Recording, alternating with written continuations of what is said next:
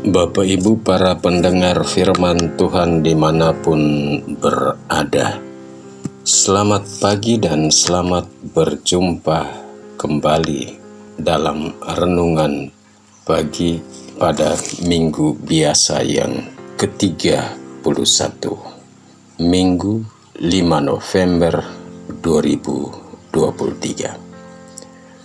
Semoga saya menjumpai para pendengar firman semuanya dalam keadaan sehat dan tetap bersemangat, serta setia untuk terus mendengarkan firman Tuhan.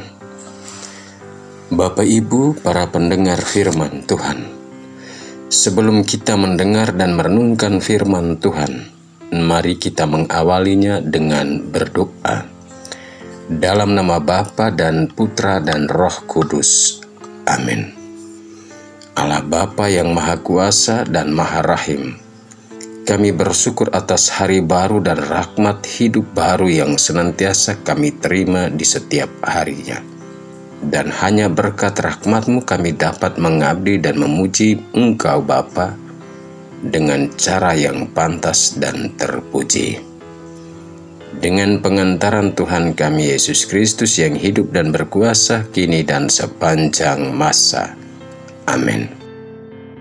Bapak Ibu para pendengar firman Tuhan, bacaan suci yang akan kita dengar dan renungkan pagi ini saya ambil dari ketiga bacaan suci pada minggu biasa ke-31 dengan inspirasi utama dari Injil Matius bab 23 ayat 1-12.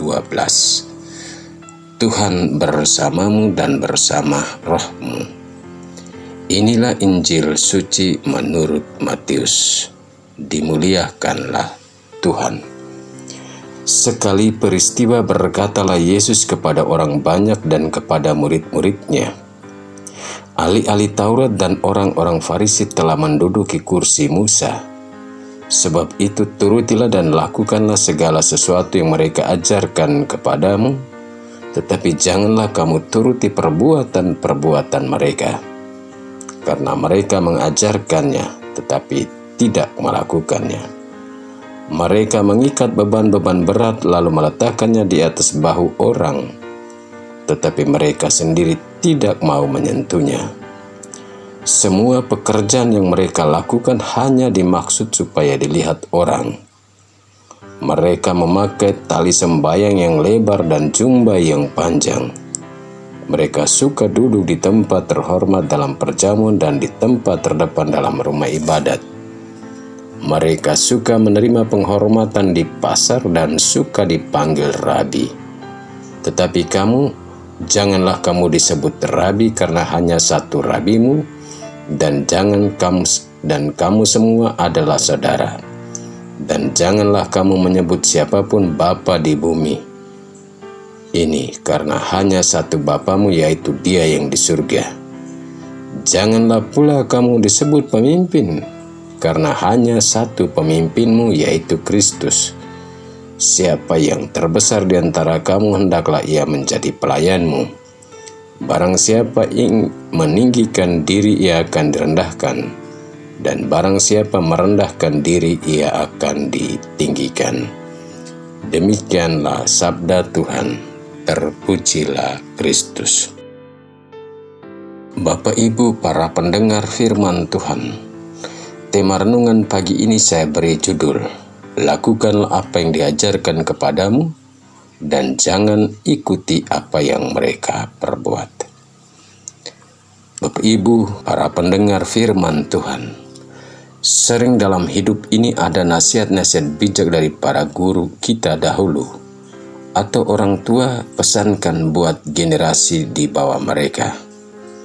Teladan hidup itu jauh lebih berkesan daripada kata-kata. Pesan ini terkandung arti dan tersirat makna, bahwa contoh hidup itu jauh lebih kuat berpengaruh terhadap kehidupan seseorang daripada kata-kata yang diucapkan panjang lebar.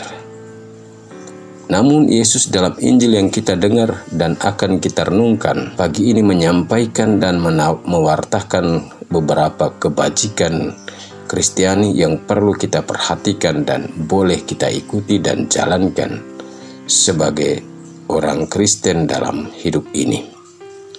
Lukas penginjil menulis bahwa sekali peristiwa Yesus menyampaikan pesan kepada orang banyak dan para muridnya, dan serentak berisi kritikan bagi ahli-ahli Taurat dan orang Farisi dengan berkata, ahli-ahli Taurat dan orang Farisi telah menduduki kursi Musa.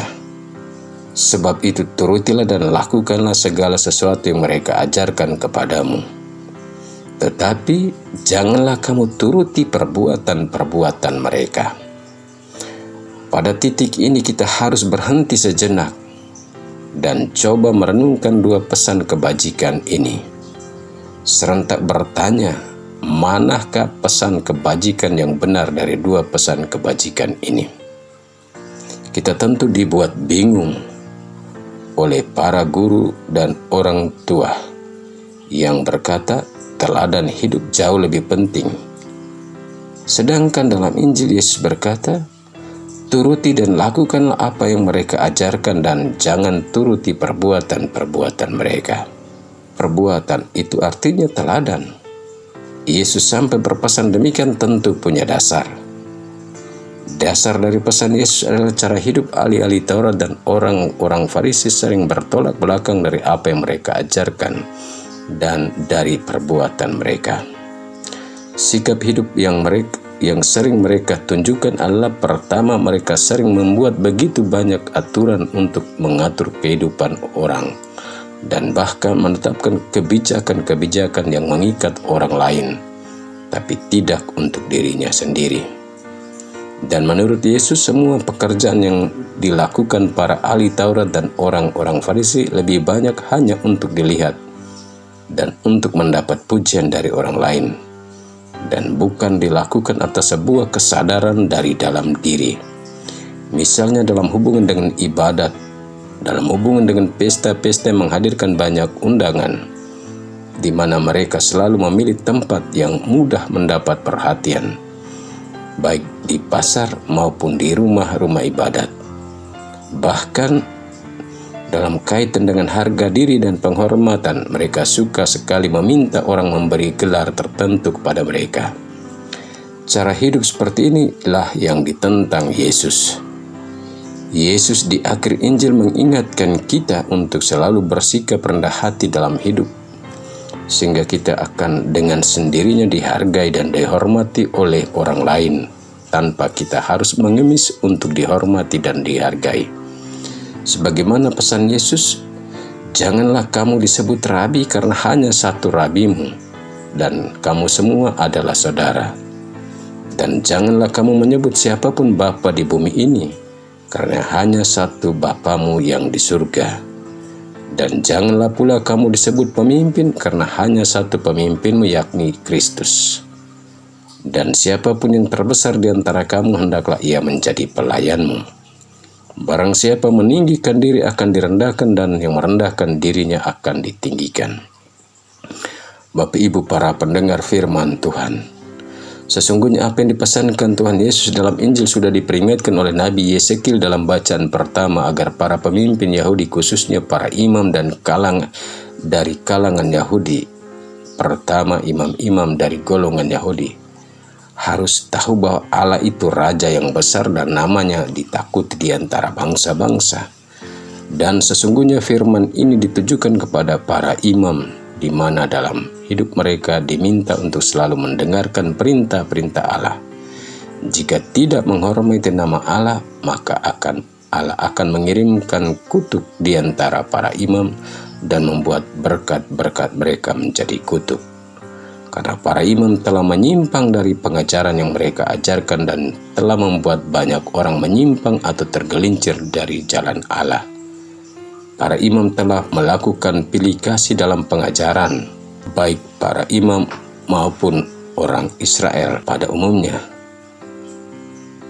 Hanya punya satu Bapa dan satu Allah yang menciptakan semuanya. Mengapa mereka harus berkhianat satu akan yang lain? Inilah pesan-pesan kebajikan yang harus diperhatikan orang Israel dan juga kita orang Kristiani dalam hidup kekristenan kita. Karena Tuhan Allah kita itu Allah yang penuh belas kasih kepada semua orang, sebagaimana yang nampak dalam diri Rasul Paulus kepada jemaat di Tesalonika, di mana demi kasih dan belas kasih Allah, Paulus rela berbagi bukan hanya karena Injil Allah, melainkan hidupnya sendiri. Bapak Ibu para pendengar firman Tuhan, lalu bagaimana dengan kita? Marilah dalam hidup ini sebagai muridnya Yesus, hendaklah kita menghidupi pesan-pesan Yesus. Turuti dan lakukanlah firman Tuhan dalam hidup kita, dan jadikanlah hidup kita menjadi model bagi sesama. Dan janganlah kita menjadi pemimpin dalam level apapun, bukan hanya dengan berkata-kata saja, melainkan hidup kita dan kata-kata kita harus sejalan dan seirama. Amin. Marilah berdoa. Allah yang maha bijaksana dan maha setia, semoga dengan sabda yang sudah kami dengar dalam ibadah dan ekaristi, kami dimampukan untuk tidak saja berkata-kata, melainkan dengan kerendahan hati melakukan apa yang kami ucapkan dalam keseharian hidup kami. Demi Kristus Tuhan kami. Amin. Tuhan bersamamu dan bersama rohmu. Kita sekalian, perjalanan kita ke rumah-rumah ibadat kita masing-masing, dan orang-orang yang kita jumpai dan yang kita doakan, kita janjikan doa yang mengharapkan doa dari kita. Ibadat dan perayaan ekaristi kita hari ini senantiasa diberkati oleh Allah yang Maha Kuasa, Bapa dan Putra dan Roh Kudus. Amin. Selamat berhari Minggu, Tuhan memberkati.